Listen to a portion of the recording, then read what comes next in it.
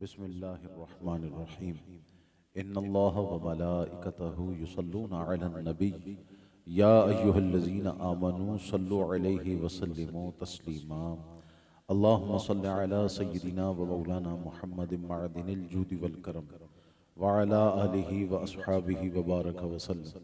सलातम व सलामुन अलैका या सय्यिदी या रसूलल्लाह।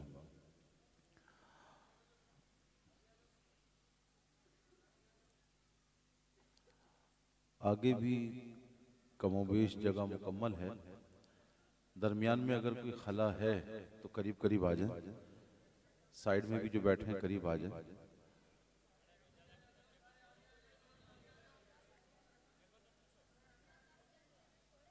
पीछे जो हजरात खड़े हैं उनके लिए आगे कुछ जगह बनाई।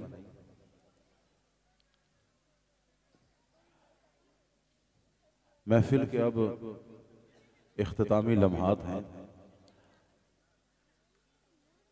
मुझसे कबल खूबसूरत अंदाज से नात शरीफ और मनक़बत का सिलसिला जारी था। आखिर में चंद गुजारिशात आज की महफिल के उन्वान से आप हजरात की खिदमत में पेश करने के लिए हाजिर खिदमत हूँ। अब चूंकि ये बिल्कुल आखिरी सिलसिला है और फिर हमारी गुफ्तगू के बाद दुआ और सलातो सलाम पर फातिहा खानी पर इस महफिल का इख्तिताम होगा। आखिरी लम्हात हैं, बाबरकत लम्हात हैं। सो मैं ये चाहूँगा कि अब जितनी देर भी हम यहाँ बैठे हैं इंतहाई तवज्जो के साथ, इन्हिमाक के साथ आप तशरीफ़ रखिए और जो गुजारिशात आपकी खिदमत में पेश करने लगा हूँ उसको इंतहाई तवज्जो के साथ आप सुनने की कोशिश कीजिए, क्योंकि जो बात तवज्जो के साथ सुनी जाती है वो जल्दी समझ में आती है और जब समझ में आती है तो फिर उस पर अमल करने का भी जज्बा मिलता है। ये आगे आने की गुजारिश इसलिए कर रहा था कि जो हमारी नशिस्तें और बैठने की जगह मुकर्रर की गई थी वो कमोबेश मुकम्मल हो चुकी है। कुछ आगे जगह बाकी है। अगर आप लोग कोशिश करके थोड़ा आगे आ जाए तो वो जो पीछे खड़े हैं उनको भी सुकून से बैठकर सुनने का मौका मिल जाएगा। और अपने मुसलमान भाइयों के लिए जगह कुशादा कर देना ये भी मुबारक और बरकत वाला अमल है। आइए गुफ्तगू के आगाज से कबल मोहब्बत के साथ मिलकर बाआवाज़ बुलंद दुरूद व सलाम का नजराना पेश कीजिए। पढ़िए सल्लल्लाहु अलैहि या रसूल अल्लाह वसल्लम अलैका या हबीब अल्लाह। और पढ़िए सल्लल्लाहु अलैका या रसूल अल्लाह वसल्लम अलैका या हबीब अल्लाह। हमारे भाई मोहम्मद नईम और इनके साथियों ने अहबाब ने मिलकर ये खूबसूरत महफिल ज़िक्र नात का एहतमाम किया है। हम दुआ करते हैं कि अल्लाह रब्बुल इज़्ज़त इनका ये महफिल सजाना अपनी बारगाह में कबूल मंजूर फरमाए। मेरी आपकी हम सब की हाजिरी को अल्लाह ताला बरोज़ क़यामत हमारी बख्शिश और मग़फ़िरत का ज़रिया और वसीला बनाए। बेटा आप लोग छोटे बच्चे हैं ना, छोटे बच्चे तो बस ऐसे ही होते हैं, ऐसे ही होते हैं ना। ये घरों में भी हंगामा करते हैं, शोर शराबा करते हैं, वहां का भी सारा अमन अमान खराब कर देते हैं। और अब यहाँ महफिल में आके बैठे हैं तो यहाँ भी अपनी मौज में बैठे हैं। अब प्रॉब्लम ये बच्चों, तुम लोग बोलोगे तो फिर मैं कुछ बोल ही नहीं सकूंगा, और मैं अगर नहीं बोल सका तो जो इतने सारे सुनने के लिए आए हैं वो क्या सुनेंगे। या तो ऐसा करो आप लोग माइक पे आ जाओ, आप सुनाना शुरू करो ताकि जो दूर दूर से लोग सुनने के लिए आए हैं वो आपको सुन लें। और अगर आप सुना नहीं सकते हो तो फिर थोड़ी देर के लिए हिम्मत करके खामोश बैठ जाओ। आप भी कोशिश करो मैं क्या कह रहा हूँ उसको समझने की, हो सकता है आपके लिए भी यकीनन ये मुफीद बातें हो। फिर भी अगर आपको कोई ज़रूरी बात करनी है, मुझसे भी ज़्यादा अगर कोई ज़रूरी बात आप कर रहे हैं तो आप फिर उठ के पीछे चले जाएं, बात कर लें। जब बात मुकम्मल हो जाए तो फिर यहाँ पर आके बैठ जाइए, लेकिन यहाँ बैठे तो खामोशी के साथ, ठीक है? Are you okay? खामोश बैठेंगे इंशाल्लाह। लेकिन आप अपनी हाजिरी का सबूत कम से कम दहन में मौजूद मुबारक जबान से सुबहान अल्लाह और माशाअल्लाह कहकर, इससे ये पता चलेगा कि आप मौजूद भी हैं और बेदार भी हैं, जाग भी रहे हैं। क्योंकि पता ही नहीं चलता ना कि फिजिकली तो यहाँ मौजूद हैं लेकिन दिल दिमाग आपका कहीं और जा चुका है। आज की ये महफिल 11वीं शरीफ के उन्वान से मुनक्किद की गई है। जिस तरह हम अपने मरहूमीन के लिए, फौत शुदा मुसलमानों के लिए कुरान खानी का एहतमाम करते हैं, कुल खानी का एहतमाम करते हैं, सदका और खैरात का एहतमाम करते हैं, खाना बनाते हैं, अमीरों गरीबों को खिलाते हैं और दीगर नेक आमाल करके अल्लाह रब्बुल इज्जत से हम सवाब की उम्मीद लगाते हैं और फिर हम दुआ करते हैं कि या अल्लाह ये जो हमारे नेक आमाल हैं इनका सवाब हमारे फौत शुदा मुसलमानों को अता फरमा। तो इस बात पर तो सबका इत्तेफाक है, जितने भी मुसलमानों के मकातिब फिक्र हैं सबका इत्तेफाक है कि जो हम अपने मरहूमों के लिए दुआ करते हैं हमारी दुआए मग़फ़िरत से हमारे मरहूमों को फायदा पहुंचता है।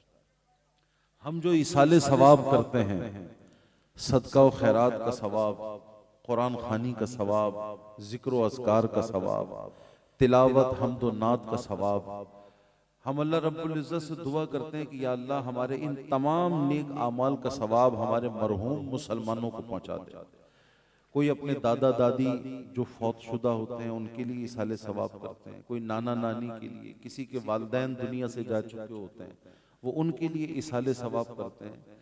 तो सबका इत्तेफाक है कि मरहूम मुसलमानों के लिए जो इसाले सवाब किया जाता है वो फौतशुदा मुसलमानों को पहुंचता है और जिंदा लोगों की दुआएं और जिंदा लोगों का इसाले सवाब फौतशुदा मुसलमानों को फायदा पहुंचाता है। इसी तरीके से मेरे भाइयों, जब हम औलिया किराम के लिए, अल्लाह वालों के लिए, महबूबान बारगाह के लिए जो अल्लाह के मुकर्रब हैं, अल्लाह के महबूब हैं, अल्लाह के प्यारे हैं, औलिया किराम हैं, जब हम उनके लिए इसाले सवाब करते हैं और उनके इसाले सवाब के लिए जब हम किसी महफिल का एहतमाम करते हैं तो उसे उर्स की तकरीब कहा जाता है। उर्स हो रहा है, उर्स की तकरीब हो रही है, उर्स की महफिल हो रही है। तो उर्स की महफिल से मुराद वो बज़म है, वो मजलिस है, वो महफिल है कि जो हम अपने औलिया किराम के इसाले सवाब के लिए, उन्हें सवाब पहुंचाने के लिए जिसका एहतमाम करें। 11वीं शरीफ की महफिल भी इसी तरह की इसाले सवाब की महफिल होती है। यानी पीराने पीर हुजूर सैयदना गौसे आजम रहमतुल्लाहि ताला अलैह को सवाब पहुंचाने के लिए, उनके इसाले सवाब के लिए जो कुरान खानी होती है, उनके इसाले सवाब के लिए जो जिक्र की महफिल होती है, उनके इसाले सवाब के लिए जो तिलावत हम्द और नात का सिलसिला होता है, उनके इसाले सवाब के लिए जो जिक्र और बयान और इस तरह की महफिलों का एहतमाम होता है, लंगर का एहतमाम होता है, सदका खैरात का एहतमाम होता है, पीराने पीर हुजूर सैयदी गौसे आजम के लिए जो इसाले सवाब का एहतमाम है, हम उसे 11वीं शरीफ की महफिल कहते हैं। क्या कहते हैं बच्चों, क्या कहते हैं हम उसे? ये मेरी बात उस सवाल का जवाब है जो लोगों के जहनों में पैदा होता है कि 11वीं शरीफ क्या है, 11वीं शरीफ क्यों है, 11वीं शरीफ किस लिए है। सो मैंने चंद जुमलों में आपकी गोशगुजार किया कि 11वीं शरीफ से मुराद हुजूर गौसे पाक रहमतुल्लाहि ताला अलैह के लिए इसाले सवाब करना, हुजूर गौसे पाक रहमतुल्लाहि ताला अलैह को सवाब पहुंचाना, ये 11वीं शरीफ कहलाता है। औलिया कराम जिस दिन दुनिया से रुखसत होते हैं उस दिन हम अपने बुजुर्गों के लिए इसाले सवाब का एहतमाम करते हैं। अपने फौतशुदा मुसलमानों के लिए भी जिस दिन वो दुनिया से रुखसत हुए होते हैं उनके लिए हम इसाले सवाब का एहतमाम करते हैं। बुजुर्गों के लिए जिस दिन इसाले सवाब का एहतमाम किया जाता है हम उसे उर्स की तकरीब कहा करते हैं। सो आज हम जिस महफिल में बैठे हैं ये 11वीं शरीफ की महफिल है और जिस बुजुर्ग की याद में महफिल सजाई जाती है, यकीनन उस महफिल में बज़म में उसी बुजुर्ग की सीरत और किरदार के हवाले से बात होती है, उस बुजुर्ग की जिंदगी के शब रोज के हवाले से हम बात करते हैं, उस बुजुर्ग के फजाइल और उसके कमालात के हवाले से गुफ्तगू होती है, उस बुजुर्ग की शान और मनकबत और जो मकाम और मर्तबा अल्लाह ने उनको अता फरमाया हम उस हवाले से गुफ्तगू करते हैं। हम उस बुजुर्ग की याद में सजाई गई महफिल में उन महबूब आमाल का जिक्र करते हैं जिन आमाल के जरिए अल्लाह रब्बुल इज्जत का कुर्ब पाने में ये हजरात कामयाब हुए थे। और ये जो इनकी याद में तकरीब सजाई जाती है और फिर जब उसमें उनकी सीरत व किरदार पर बात होती है, उनकी जिंदगी के शब व रोज पर बात होती है, उनकी जिंदगी के वो मुबारक आमाल जिनके जरिए वो अल्लाह के महबूब बने थे, जब इस हवाले से गुफ्तगू होती है तो इससे अवेयरनेस पैदा होती है, मुसलमानों की तरबियत होती है, मुसलमानों को पता चलता है कि अल्लाह का महबूब बनने के लिए हमें कैसे जिंदगी गुजारनी चाहिए, अल्लाह का महबूब बनने के लिए हमें कौन से अमाल इख्तियार करने चाहिए, अल्लाह का महबूब कैसे बना जाता है। इन्हीं बुजुर्गों की जब सवाने हयात पर हम बात करते हैं तो ये चीजें हमें पता चलती हैं। और जब इन बुजुर्गों का तज़किरा होता है तो इरशाद फरमाया गया, इंदा जिक्र सालिहीन तनज़्ज़लुर रहमा, जहां नेकों का जिक्र होता है वहां अल्लाह की रहमतें छमा-छम बरसती हैं। आज हम नईम भाई की दावत पर यहाँ पर जमा हुए हैं, अहले मोहल्ला भी मौजूद हैं, अजीज रिश्तेदार भी हैं, दूर दराज से मेहमान भी तशरीफ लाए, हमारे बुजुर्ग भी बलूचिस्तान से, सईं सरदार अकरम साहब, हमारे जनाब मुर्तज़ा साहब, वडेरे साहब और दीगर हजरात बलूचिस्तान में भरपूर मिलाद की महफिलों का एहतमाम करते हैं। इनकी मोहब्बतें हैं, वहाँ महफिल में हाजिरी का शर्फ हासिल होता है। आज खुशी हो रही है यहाँ इनको अपने दरमियान अपने शहर में देखकर। अल्लाह हम सब का आना अपनी बारगाह में कबूल व मंजूर फरमाए। मेरे भाइयों, जब माँ बाप नेक होते हैं, जब माँ बाप परहेजगार होते हैं, जब माँ बाप नेक आमाल करने वाले होते हैं, जब माँ बाप अपने आप को अल्लाह की नाफरमानी से बाज रखने वाले होते हैं, जब माँ बाप मुत्तकी होते हैं, जब माँ बाप परहेजगार होते हैं, तो उनकी औलादें, उनकी गोदों में जो बच्चे होते हैं वो भी नेकोकार और पारसा बनते हैं। माँ बाप का तकवा, माँ बाप की परहेजगारी, माँ बाप के नेक आमाल और माँ बाप का नेक होना उनकी औलादों के काम आता है। ये औलादें जब नेक वालिदैन की सोहबत पाती हैं, जब परहेजगार वालिदैन की सोहबत पाती हैं, जब मुत्तकी वालिदैन की सोहबत पाती हैं, तो फिर औलाद भी परहेजगारी का रास्ता इख्तियार करते हैं।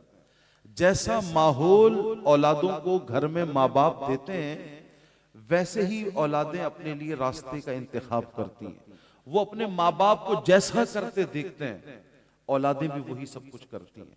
हमेशा याद रखिएगा कि बच्चे बड़ी बड़ी किताबें पढ़कर चलना नहीं सीखते, वो तकरीरें सुनकर या लेक्चर सुनकर या बयान और खिताब सुनकर बच्चे नहीं चलते।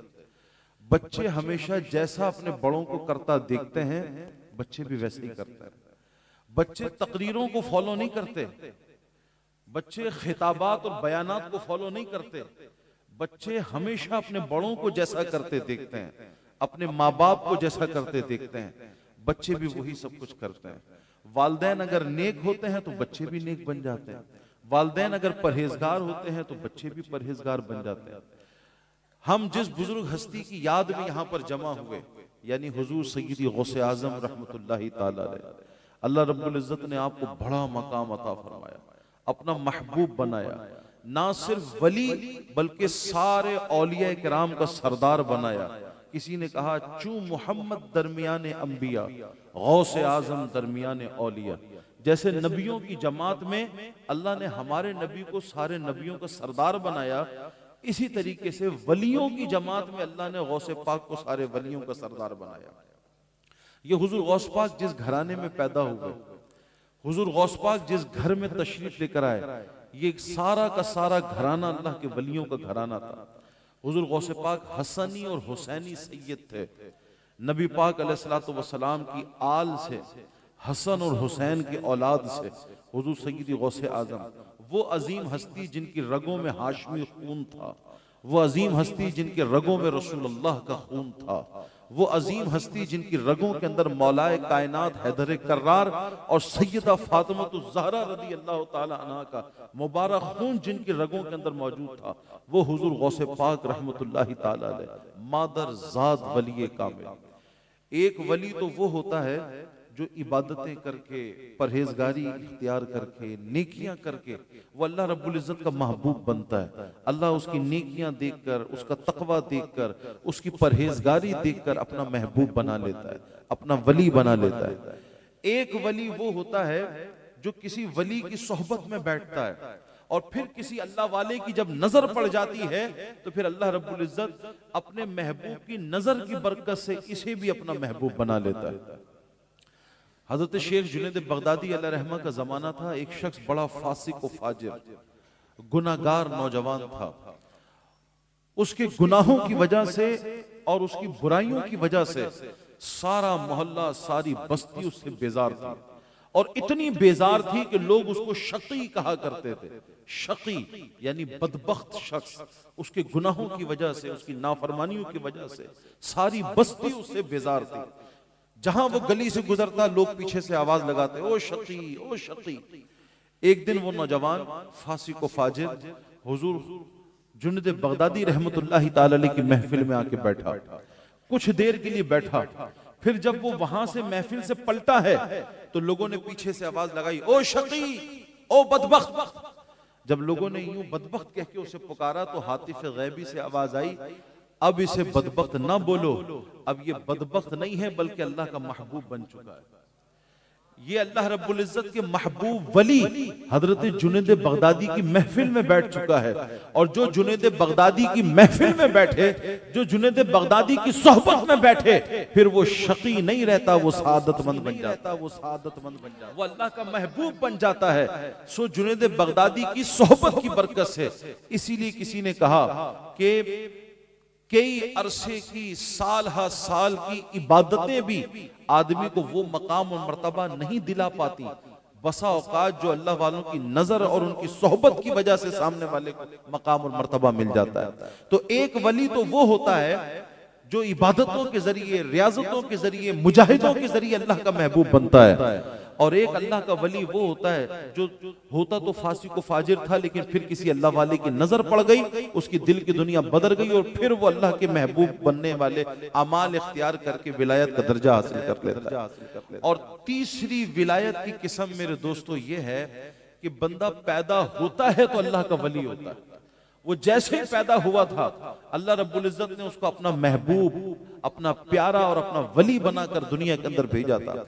और जब वो पैदाइशी वली होता है, जब वो शिकम मादर से वली बन के आता है, जब वो मादर जाद वली होता है, तो फिर बचपन से ही उसकी करामतें और बचपन से ही उसकी बरकतें जाहिर होना शुरू होती हैं। जैसे हमारे गौसे पाक रहमतुल्लाहि ताला अलैह जब पैदा हुए थे तो पैदा होते ही ये बात मशहूर हो गई थी कि हुजूर गौसे पाक अलैह रहमा पैदा होते ही रोजे की हालत से हुआ करते थे। अब आप हैरान होंगे कि पैदा होते ही बच्चा रोजा कैसे रख सकता है। जब हुजूर गौसे पाक रहमतुल्लाहि ताला अलैह पैदा हुए, मैंने किताबों के अंदर पढ़ा कि यकुम रमजान मुबारक, रमजान का पहला रोजा था जब हुजूर गौसे पाक रहमतुल्लाहि ताला अलैह दुनिया में जलवगर हुए, दुनिया में पैदा हुए। चूंकि शिकम मादर से वली थे, मादर जाद वली कामिल थे।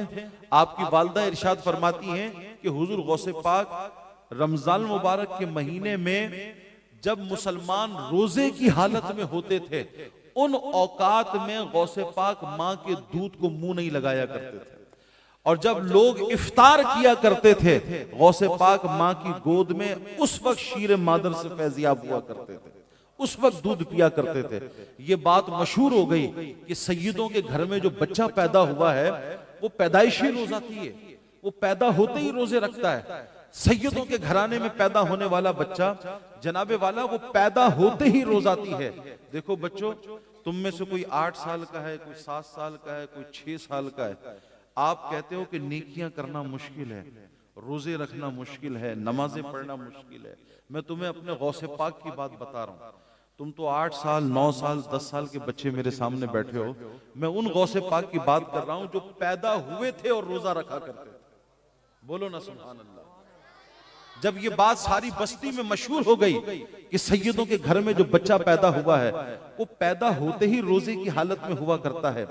अगला साल जब आया तो लोगों को चांद देखने में इश्तिबा हुआ। बाजों ने कहा कि चांद दिख गया, जैसे आज भी हमारे यहाँ रूयत हिलाल के झगड़े हो जाते हैं, कोई कहता है चांद हो गया, कोई कहता है चांद नहीं होता। हालांकि जदीद टेक्नोलॉजी का दौर है, बड़ी बड़ी खुर्दबीनों के जरिए वो चांद को देखा जाता है और उसकी तहकीक की जाती है। वो तो पिछले जमानों की, सदियों पहले की बात कर रहा हूं। लोगों में इश्तिबा पैदा हो गया, बाजों ने कहा जी चांद हो गया, बाजों ने कहा अभी रमजान का चांद नहीं हुआ है, अब फैसला कैसे करें। तो फिर जो मोहब्बत करने वाले थे उन्होंने कहा चलो सैयदों की बस्ती में चलते हैं। वो सैयदों के घराने में जो मूसा साले अभी जंगी दोस्त के घर में बच्चा पैदा हुआ था, पिछले साल वो सारे रमजान दूध नहीं पिया करता था। जो रोजे के औकात होते थे वो बच्चा भी रोजे से हुआ करता था, वो इफ्तार के वक्त दूध पिया करता था। आओ चलो देखते हैं वो बच्चा रोजे से है कि नहीं। लोग आपकी वालदा माजिदा के पास आए, गौसे पाक की वालदा से पूछा कि बीबी आप हमें ये बताओ क्या अब्दुल कादिर जिलानी ने रोजा रखा है। भाई ये कैसा सवाल है, वो तो गोद का बच्चा है। लेकिन चूंकि ये बात मशहूर थी तो वालदा ने बताया कि आज सारा दिन हो गया अब्दुल कादिर जिलानी ने मेरा दूध नहीं पिया। लोगों ने कहा जी आज रमजान, पहला रमजान है और फिर आने वाले दिनों में महीना पूरा होने के बाद जब ये बात तहकीक से साबित हुई कि जिस दिन के बारे में इश्तिबा था वो दिन रोजे का दिन था, यकुम रमजान था, और यही वजह थी कि अब्दुल कादिर जिलानी ने मां का दूध नहीं पिया था। तो पैदा होते ही हुजूर गौसे आजम अलैहिर्रहमा, मैंने दोस्तों इब्तिदा में बात की कि जब माँ बाप परहेजगार होते हैं, जब माँ बाप नेकोकार होते हैं तो फिर गोदों में ऐसे नेक बच्चे पैदा होते हैं, गोदों में ऐसे इबादत गुजार बच्चे पैदा होते हैं। हुजूर गौसे आजम के जो वालिदैन थे, सारा ही घराना आपका नेकोकारों का घराना था, परहेजगारों का घराना था। आप जानते हो कि हुजूर गौसे पाक के वालिद गिरामी शेख अबू साले मूसा जंगी दोस्त, अभी आपकी शादी भी नहीं हुई थी, अभी आप नौजवान थे, दरिया के किनारे किनारे तशरीफ लिए जा रहे थे, भूख की शिद्दत थी, पानी पर एक सेब चलता हुआ आया, किसी बाग का सेब था, वो पानी में गिर गया टूटकर। पानी की सतह पर जब चलता चलता आया, अबू साले मूसा जंगी दोस्त ने फौरन सेब उठाया, एक चक ही मारा था, अभी एक चक ही मारा था कि फौरन ये ख्याल आया कि यकीनन ये सेब का कोई मालिक है, ये किसके बाग का सेब है। उस बाग की तलाश में, बाग वाले की तलाश में आप चल पड़े। हुजूर गौस पाक के वालिद अभी तो शादी भी नहीं हुई थी, नौजवान थे, लेकिन कितने परहेजगार और कितने नेक शख्स थे। बाग के मालिक के पास पहुंचे, कहा जी मैंने आपके बाग का सेब बगैर पूछे खा लिया, अब डर लग रहा है कयामत के दिन मेरी पकड़ ना हो जाए। अल्लाह तो पूछेगा ना कि तुमने किसी का माल बगैर इजाजत के क्यों खाया था, आखिरत में फंस ना जाऊं। सो मैं आपको तलाश करते करते आपके पास माफी मांगने आया हूं कि जो सेब मैंने आपके बाग का बगैर पूछे पूरा भी नहीं खाया, अभी तो एक ही चक मारा है, तो मैं आपसे माफी का ख्वास्तगार हूं। ये जो बाग के मालिक थे ये भी अल्लाह के वली थे, शेख अब्दुल्ला सोमई रहमतुल्लाहि ताला अलैह। जब हुजूर गौसे पाक ने कहा जी मैं माफी मांगना चाहता हूं, अब आज के दौर में तो लोग एक दूसरे के हजारों हड़प कर जाते हैं, लाखों खा जाते हैं और खा जाने के बाद ढकार लेना भी पसंद नहीं करते। लेकिन गौसे पाक के वालिद गिरामी सेब का मुख्तसर हिस्सा खाने के बाद भी अल्लाह के खौफ से आप थर थर कांप रहे हैं कि कयामत के दिन मुझसे इस सेब के बारे में सवाल ना हो जाए। बाग के मालिक के आगे हाथ जोड़े खड़े हैं। अब जो बाग का मालिक है शेख अब्दुल्ला सोमई, वो समझ गए कि ये नौजवान कोई परहेजगार नौजवान है, नेकोकार नौजवान है। अब्दुल्ला सोमई बाग के मालिक ने कहा ये तुम्हारा जुर्म मैं ऐसे माफ नहीं करूंगा, पहले इतने इतने अरसे तक मेरे बाग की बागबानी करो, इसकी रखवाली करो। हुजूर गौस पाक के वालिद गिरामी बाग की रखवाली के लिए तैयार हो गए और सारी मुद्दत आप उस बाग की रखवाली और बागबानी का फरीजा अंजाम देते रहे। दोस्तों जब मुद्दत पूरी हो गई तो फिर बाग के मालिक के पास आए, आके कहा हजरत अब तो मेरी मुद्दत पूरी हो गई, जो नौकरी आपने करवानी थी सजा के तौर पर वो नौकरी की मियाद पूरी हो गई, अब आप अपनी जबान से कह दीजिए कि तुमने जो सेब खाया था मैंने माफ कर दिया, ताकि मेरा दिल मुतमईन हो जाए, दिल को करार आ जाए। अब्दुल्ला सोमई अलैहि ने फरमाया नहीं, मैं ऐसे माफ नहीं करूंगा, बल्कि तुम्हें हमारी एक शर्त मानना पड़ेगी, जब तुम हमारी शर्त मानोगे तब हम तुम्हें माफ करेंगे। आपके वालिद गिरामी ने कहा कहिए हुजूर अब क्या शर्त है। तो गौसे पाक के वालिद गिरामी को अब्दुल्ला सोमई जो बाग के मालिक थे उन्होंने उन्होंने फरमाया कि मेरी एक बेटी है जो आंखों से अंधी है, कानों से बहरी है, हाथों से लुंजी है, लंगड़ी है, पहले मेरी इस माजूर लड़की से शादी करो, तब मैं तुम्हारा ये जुर्म माफ करूंगा। माजूर लड़की से पहली सजा ये थी, सही, पहली सजा ये थी कि इतने अरसे तक मेरे बाग की रखवाली करो। चलो ये तो समझ में आता है, बड़ा तकवा है, बड़े परहेजगारी है। आपके वालिद गिरामी उस बाग की रखवाली के लिए तैयार हो गए, वो मुद्दत पूरी हो गई, लेकिन ये जुर्म उस वक्त माफ होगा कि जब ऐसी लड़की से और ऐसी बेटी से शादी करो जो देख भी नहीं सकती, जो सुन भी नहीं सकती, जो बोल भी नहीं सकती। अगर तुम ये शर्त मानोगे तब मैं तुम्हारा ये गुनाह माफ करूंगा, तब मैं तुम्हारा ये जुर्म माफ करूंगा। अल्लाह अकबर। ये तो एक ऐसी सजा थी जो सारी जिंदगी की सजा है, ये तो सारी जिंदगी की सजा है। यहां तो हमारी अम्मा अच्छी सी परी जैसी दुल्हन ढूंढ के लाती हैं, चांद जैसी दुल्हन ढूंढ के लाती हैं। 2 महीने 3 महीने के बाद जब वो चांद जैसी दुल्हन को जब ग्रहण लगता है और फिर जब वो असली रंग रूप दिखाती है तो फिर सारी जिंदगी कैसे कान पकड़ के मुर्गा बन के जिंदगी गुजरती है, ये तो हमारे माशरे के नौजवान अच्छे तरीके से जानते होंगे। अब यहां तो हकीकत में एक माजूर जो ना देख सके, जो ना सुन सके, जो ना बोल सके, जब ऐसी माजूर लड़की से शादी करोगे तब मैं तुम्हारा ये जुर्म माफ करूंगा। मेरे बाग का सेब तुमने बगैर पूछे खाया, मैं ऐसे ही माफ कर दूं तुम्हें? नहीं, पहले माजूर बेटी से शादी करो। अल्लाह अकबर। वो गौसे पाक के वालिद गिरामी थे, उन्होंने इस सजा को भी कबूल किया, ये कहकर और ये सोचकर कबूल किया कि कयामत के दिन अल्लाह की बारगाह में मेरी पकड़ ना हो जाए कि मैंने मालिक की इजाजत के बगैर सेब खाया था। अगर भरोसे कयामत इस मालिक ने मैदाने महशर में अल्लाह के हुजूर में अगर मेरी शिकायत करी और वहां मुझसे सेब मांगा गया तो मैं कहां से वापस लौटाऊंगा? बस ठीक है, मैं ये दूसरी सजा बर्दाश्त करने के लिए भी तैयार। हुजूर गौस पाक के वालिद गिरामी ने कहा, जी हुजूर मैं आपकी माजूर बेटी से शादी करने के लिए तैयार हूं। अल्लाह अकबर। हुजूर गौस पाक के वालिद गिरामी का निकाह हुआ, शादी हुई। जब आप अपने हुजरे उरूसी में दाखिल होने लगे, जिस कमरे में दुल्हन मौजूद होती है, आप सब तवज्जो से सुन रहे हैं? तवज्जो है सब? हाँ, तो शादी ब्याह की बातें हो रही तो तवज्जो क्यों नहीं? वो तो होनी ही तवज्जो। पतले पितले कितने कमारे बेचारे आस लगाकर बैठे होते हैं, कहीं से भी कोई ना कोई सिलसिला बने और जुड़े सिलसिला, हम भी कोई वलीमे की बिरयानी खाएं, अपने भी सर पे सहरा सचे। शादी ब्याह की बात है। हुजूर गौसे पाक अलैहिर्रहमा के वालिद गिरामी जब हुजरे उरूसी में दाखिल हुए, अल्लाह अकबर, वो जिन कदमों के साथ हुजरे उरूसी के अंदर गए थे दुल्हन के कमरे में, उससे ज्यादा तेजी से वापस दौड़कर बाहर आ गए। अब्दुल्ला सोमई के सामने हाथ जोड़ के खड़े हो गए, कहा हुजूर एक सेब खाया था बगैर पूछे, अब तक उसकी सजा भुगत रहा हूं और अब तो ऐसा लग रहा है जैसे कोई दूसरा गुनाह हो गया। अब्दुल्ला सोमी अलैहि ने फरमाया, कहो क्या गुनाह हो गया? कहा, वो जो आपने जिस लड़की से मेरी शादी की थी, ये बता के शादी की थी कि वो अंधी है, गूंगी है, बहरी है, लुंजी है, लंगड़ी है। वो जिस लड़की से निकाह किया, मेरे हुजरे उर्सी में तो वो खातून कहीं मौजूद नहीं, वहां तो एक हसीनो जमील दोशीज़ा दुल्हन वहां पर मौजूद है। अब्दुल्ला सोमई अलैहि मुस्कुराए, फरमाया, अबू साले मूसा जंगी दोस्त वही तुम्हारी बीवी है, वही तुम्हारी ज़ौजा है। कहा, हुजूर आपने कहा था अंधी है, आपने कहा था बहरी है, आपने कहा था गूंगी है।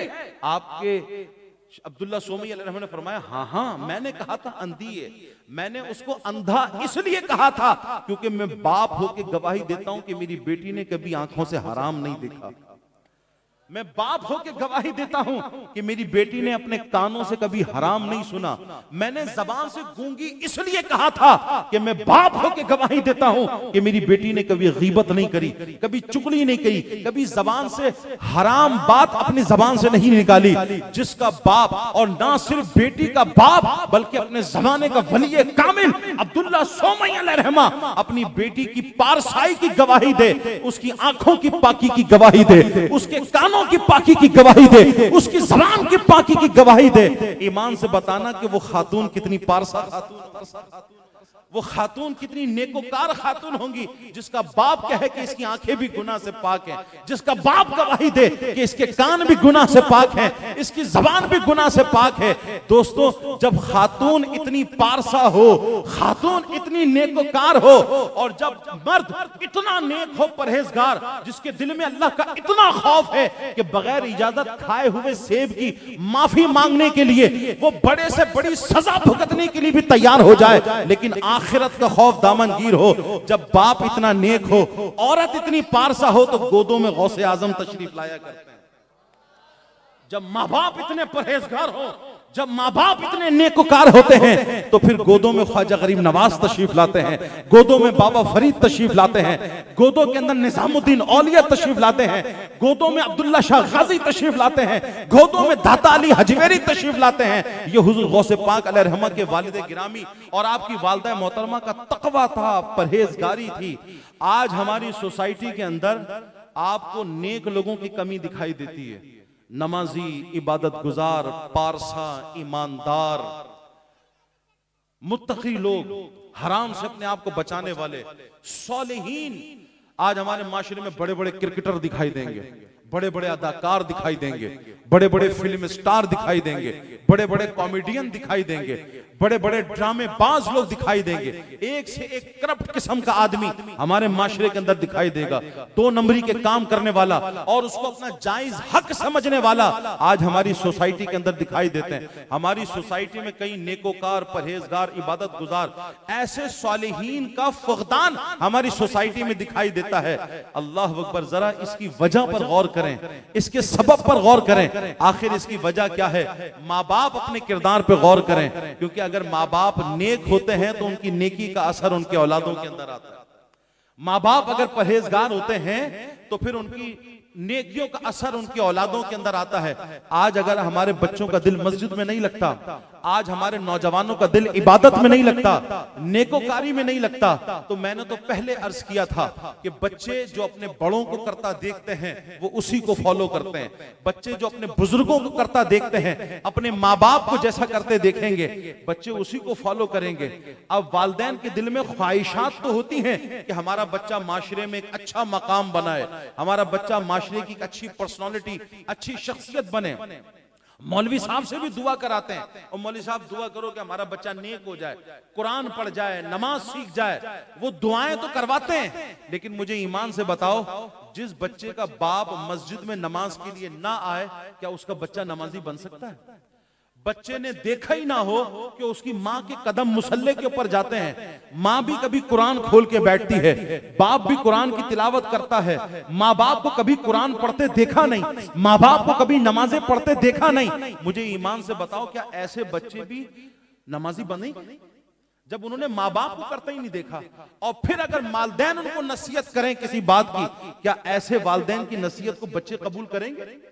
ईमान से बताइए, जरा खुद तसव्वुर बांधिए, बाप के मुंह के अंदर गुटखा भरा है, बाप के मुंह के अंदर पान भरा हुआ है, और फिर वो अपने बच्चे को पान या गुटखा खाता देखकर थप्पड़ मार के बोले कि आइंदा तुझे पान खाता ना देखूं, आइंदा तुझे गुटखा खाता ना देखूं, और खुद बाप के मुंह में गुटखा भरा हो, पान भरा हो। मुझे बताओ कि बच्चा बाप के थप्पड़ की वजह से क्या वो पान गुटखे से तौबा करेगा? बाप के मुंह में खुद सिगरेट मौजूद हो और वो बच्चों को रोके सिगरेट ना पियो, क्या ऐसे बच्चे अपने बाप की बात पर अमल करें? बच्चे तो माँ बाप को जैसा करते देखते हैं, और माँ बाप जब नेकोकार होते हैं तो फिर उनकी नसीहत के अंदर और उनकी जनाबे वाला जो बच्चों को नसीहत करते हैं उसके अंदर असर पैदा होता है। आप नहीं जानते, हुजूर गौस पाक की वालिदा मोहतरमा ने जब हुजूर गौस पाक को इल्म हासिल करने के लिए भेजा था तो बस एक नसीहत की थी कि बेटा कभी भी झूठ ना बोलना। क्या नसीहत की थी? क्या नसीहत की थी? झूठ ना बोलना। हुजूर गौस पाक अलैहिर्रहमा के उस काफिले के ऊपर जब डाकुओं ने हमला किया और सारे ही काफिले वालों को लूट लिया, हुजूर गौसे आजम जो कम सिन थे, आपकी वालिदा ने आपकी कपड़ों के अंदर 40 दिरहम सिए थे, कहा बेटा सफर पर जा रहे हो, ये 40 दिरहम तुम्हारे काम आएंगे। हुजूर गौसे पाक के पास छुपे हुए बगल के अंदर कपड़े में वो 40 दिरहम सिले हुए थे। अब डाकू जब सबको लूट रहे थे, एक डाकू आया गौस पाक के पास, आप कम सिन थे, कहा बच्चा तुम्हारे पास कुछ है? हुजूर गौस पाक खामोश। फिर कुछ है तुम्हारे पास? कहा है मेरे पास है। माल है? कहा मेरे पास माल है। कितना माल है? कहा जी 40 दिरहम मौजूद हैं। तो वो डाकू हंसने लगा, जोर जोर से हंसने लगा। अपने सरदार के पास गया, कहने लगा जी देखें बच्चा कहता है मेरे पास 40 दिरहम मौजूद हैं। तो वो डाकू भी आकर कहने लगा बेटा तेरे पास मौजूद हैं? कहा हाँ मौजूद हैं। कहाँ हैं? कहा मेरी गुदड़ी में सिले हुए हैं, मेरी बगल के अंदर सिले हुए हैं। कहा अच्छा तलाशी लो इसकी। जब तलाशी ली और वो गुदड़ी को फाड़ा तो उसके अंदर से 40 दिरहम निकले। तो डाकू का सरदार हैरान होकर बोला बेटा हर शख्स तो अपना माल छुपाता है कि कहीं लूट ना ले कोई, डाकू लूट के ना ले जाए, और तुम हो कि अपना माल खुद बता रहे हो, अपना माल खुद जाहिर कर रहे हो। तो हुजूर गौस पाक जो कि कम सिन थे, कहा मैं अपने माल की वजह से अपने मां से किया हुआ वादा थोड़ी तोड़ सकता। मेरी मां ने मुझसे नसीहत की थी, मुझसे वादा लिया था कि अब्दुल कादिर कभी झूठ ना बोलना। अब जब तुम मुझसे सवाल कर रहे हो, भाई जब तक सब खामोश थे मैं भी खामोश था, अब जब तुम मुझसे पूछ रहे हो, सवाल कर रहे हो, तो मैं ये थोड़ी सी रकम की खातिर अपनी मां से किया हुआ वादा तो नहीं तोड़ सकता। सो मैंने तुम्हें बता दिया कि मेरे पास माल मौजूद है। ये बात कहनी थी हुजूर गौस पाक ने, जो ही जबान से निकाली, जब डाकू के सरदार को देखा तो उसकी आंखों से आंसुओं की लड़ी लगी, आंसू उसकी आंखों से जारी हो गए थे। और वो कहने लगा कि देखो ये छोटा सा बच्चा है जो अपनी मां से किया हुआ वादा नहीं तोड़ता, हम अपने रब से किए हुए वादे को भुला बैठे। हमने जो अपने रब से वादा किया है, हम वो रब से वादा तोड़ बैठे हैं, और बच्चा देखो अपनी मां से किया हुआ वादा नहीं तोड़ता। वो सारे डाकुओं ने हुजूर गौस पाक के हाथों पर तौबा करी और सबने डाका जनी से तौबा कर दी, सारे रुजू कर गए। ये हुजूर गौस पाक फरमाते हैं ये पहले लोग थे जिन्होंने मेरे हाथों पे तौबा करी, हालांकि मैं बहुत कम सिन था, हालांकि मेरी उम्र बहुत छोटी थी। अब ये गौस पाक की करामत बोलो, ये गौसे पाक का फैजान बोलो, या एक माँ की नसीहत का असर बोलो, जो माँ ने अपने बच्चे को नसीहत की थी।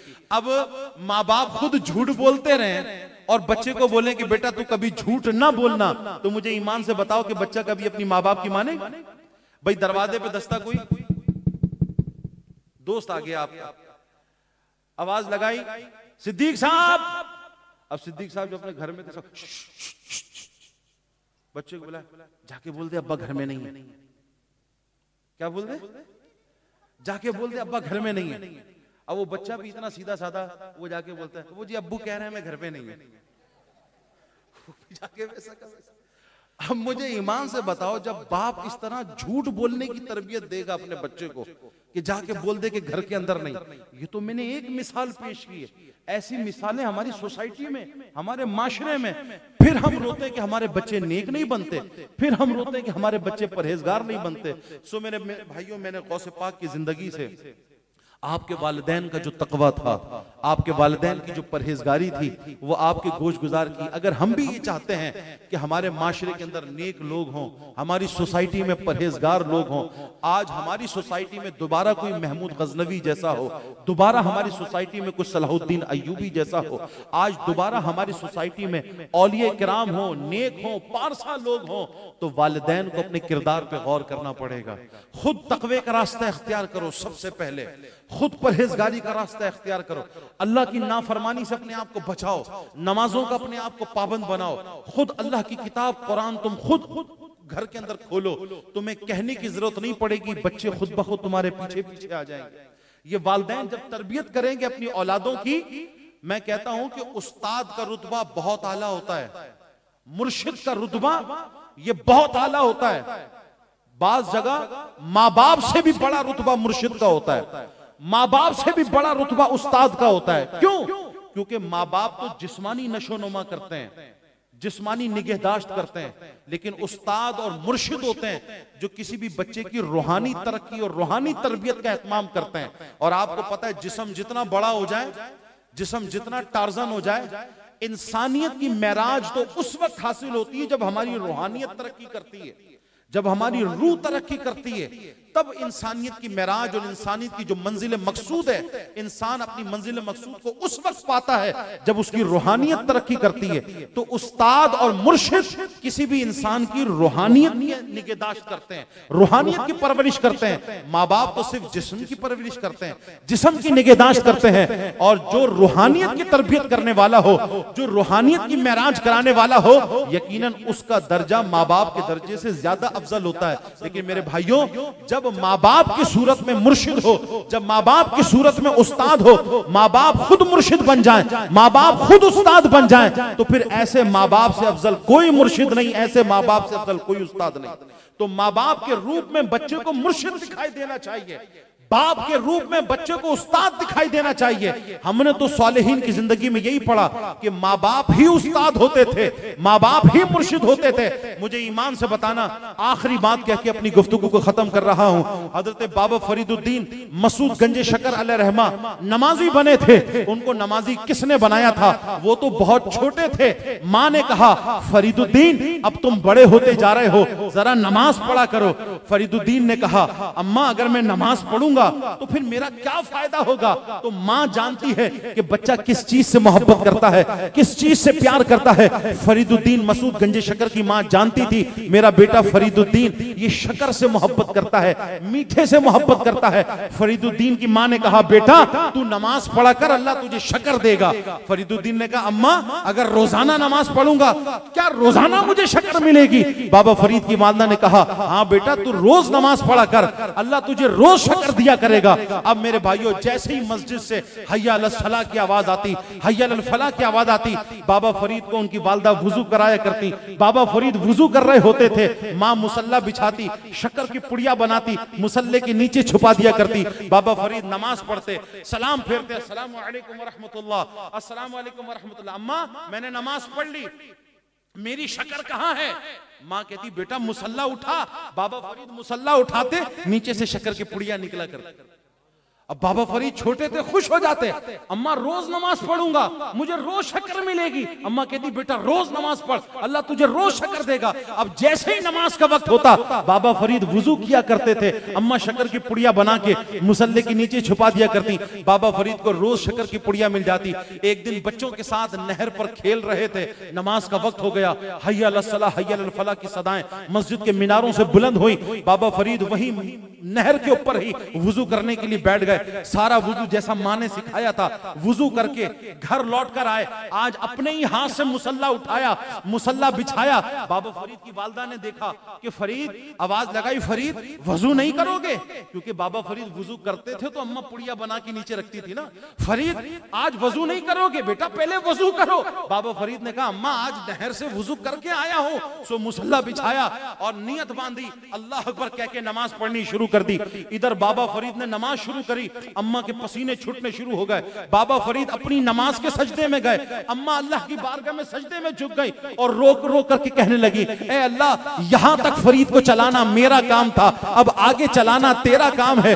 रोज फरीद जब वुजू करता था, शक्कर की पुड़िया बना के मुसल्ले के नीचे रखा करती थी। ए मालिक, आज तो मेरा बच्चा फरीद नहर से वुजू करके आ गया है, आज जब वो सलाम फेरेगा और मुसल्ला उठाएगा और जब मुसल्ले के नीचे से शक्कर नहीं मिलेगी तो फरीद बोलेगा, अम्मा तू झूठ बोला करती थी, ये शक्कर अल्लाह नहीं देता था, ये शक्कर तो तू दिया करती थी, मेरे बेटे का हुस्न ज़न खराब हो जाएगा। मालिक बस यहां तक लाना मेरा काम था, अब आगे चलाना तेरा काम है। बाबा फरीद ने नमाज मुकम्मल की, अस्सलामु अलैकुम व रहमतुल्लाह, अस्सलामु अलैकुम व रहमतुल्लाह। मां मैंने नमाज पढ़ ली, क्या मैंने अच्छी नमाज पढ़ी? हाँ फरीद तुमने बहुत अच्छी नमाज पढ़ी। अम्मा मेरी शक्कर?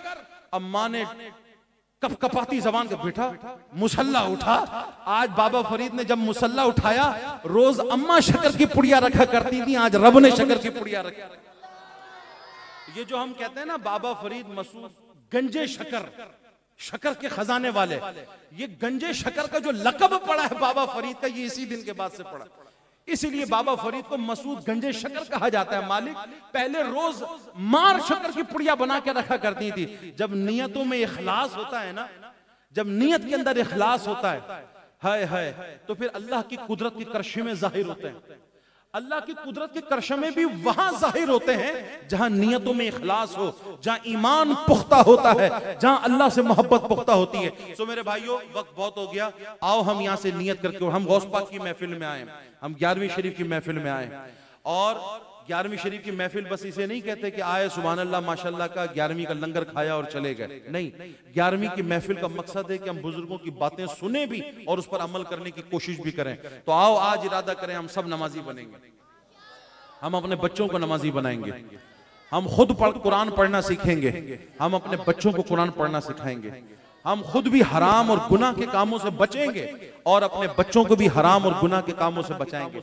हम खुद भी हराम खाने से बचेंगे और अपने बच्चों को भी हराम खिलाने से बचेंगे। अल्लाह हमें अमल की तौफीक अता फरमाए। वमा तौफीक इल्ला बिल्लाहिल अलीय्यिल अज़ीम।